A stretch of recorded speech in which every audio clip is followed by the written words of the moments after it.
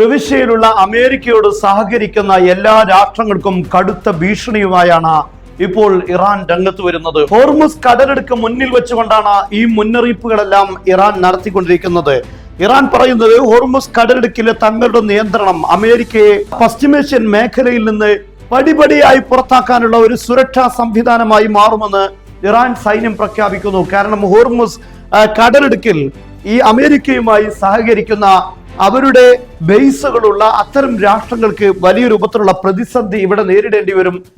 ക്രമേണ അമേരിക്കയെ പുറത്താക്കുന്നതിലേക്ക് അവർ എത്തേണ്ടി വരും എന്ന സൂചനയാണ് ഇതിലൂടെ നൽകുന്നത്. മാത്രമല്ല അമേരിക്കൻ സംവിധാനങ്ങൾക്ക് തന്നെ സുരക്ഷിതമായി ഇവിടെ നിൽക്കാൻ പറ്റാത്ത സാഹചര്യം ഉണ്ടാക്കും എന്ന രൂപത്തിലുള്ള വലിയ ഭീഷണിയാണ് ഇറാൻ ഇപ്പോൾ ഉന്നയിക്കുന്നത്. കേവലം സാമ്പത്തിക വരുമാനത്തിനായുള്ള മാർഗം മാത്രമല്ല ഹോർമുസ് കടലിടുക്ക് എന്നാണ്.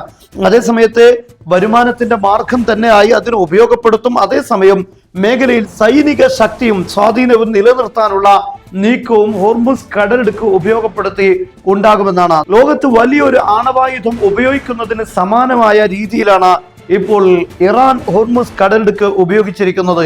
ഇറാന്റെ പൂർണ്ണ നിയന്ത്രണത്തിലുള്ള കടലിടുക്കായി ഇത് തുടരുമെന്നാണ് ഇറാൻ ഇപ്പോൾ പ്രഖ്യാപിക്കുന്നത്. സഖ്യകക്ഷികൾക്കുള്ള മുന്നറിയിപ്പ്, അതായത് അമേരിക്കയുമായി സഹകരിക്കുന്ന എല്ലാ രാഷ്ട്രങ്ങൾക്കും ശക്തമായ താക്കീത് നൽകിയിരിക്കുകയാണ്. അമേരിക്കയുമായി ചേർന്ന് ഉപരോധം ഏർപ്പെടുത്തുന്ന രാജ്യങ്ങൾ ശ്രദ്ധിക്കുക.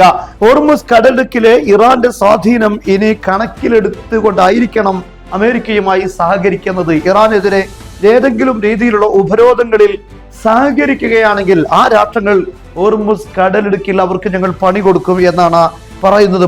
സഖ്യകക്ഷികൾക്ക് മുന്നറിയിപ്പുമായി സൈന്യവും രംഗത്ത് വന്നിരിക്കുകയാണ്. അതുപോലെ തന്നെ ഇറാൻ ഇപ്പോൾ പറയുന്നത് അമേരിക്കയുടെ ശത്രുതാപരമായ സമീപനം ഇറാന്റെ ഇച്ഛാശക്തിയെ